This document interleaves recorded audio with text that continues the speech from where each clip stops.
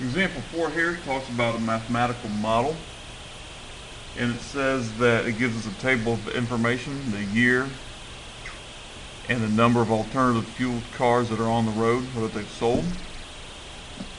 And so A wants us to find a linear model to represent the data.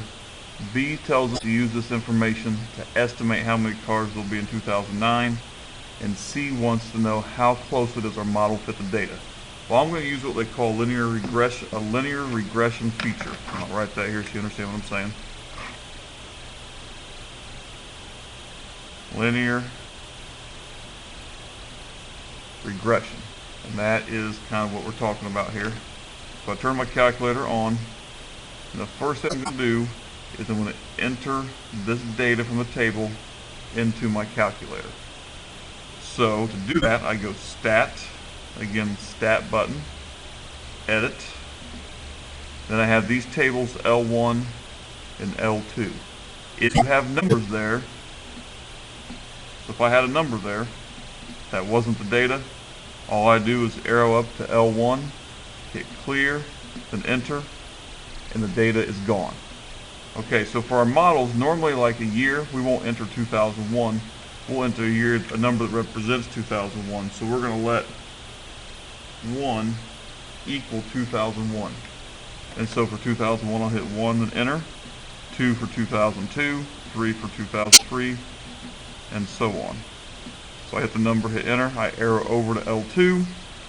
First step, 425 is the first one, 471 is next, 534, 592, 635, 696, enter, and I've entered all my data into the calculator. You want to make sure that there's the same number of L1s as there is L2s. So that's the first step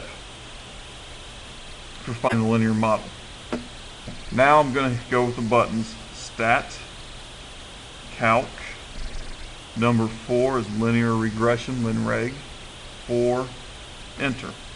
And it tells you y equals ax plus b, so that means y equals, a is 42.82,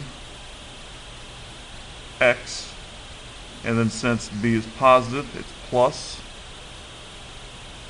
388.43, and I just rounded to the nearest hundredth. So that is my linear model, or the linear equation that represents the data in the table. To estimate for 2009, what I do is y equals 42.82 times 9, because 2009 is 9 for our model, plus 388.43. So I'm going to go clear out of this. So clear 42.82 times 9 plus 388.43 and hit enter. And we estimate there's 774 of these cars on the road from our model. Now the next thing we want to know is how closely does the model fit our data? To do this, we have to turn a certain feature on. I've got to go into what we call catalog here at the bottom. So second 0 pops up the catalog button, and I need to scroll down until I come to a word that says diagnostic on. So I'm scrolling down and there it is. I need diagnostic on.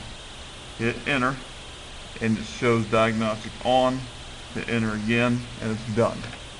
So now I'm going to do my stat calc 4 again and hit enter, and you'll notice that I still get 42.82 and 388.43, but now I have two more numbers.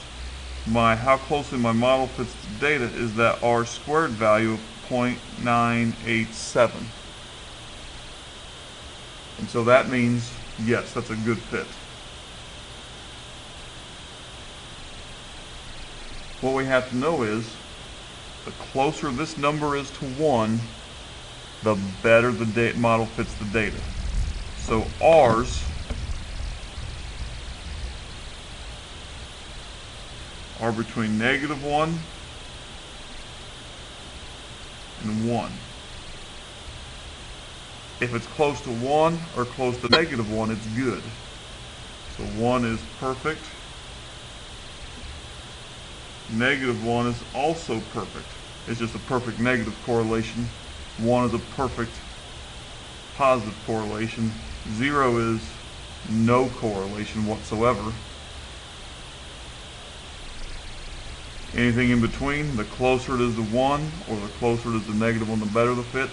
The closer the number is to 0, the worse the fit. So in this one, since r squared is 0.987, we say, yeah, 0.987 is about right there. That's really close to being a perfect fit for our data.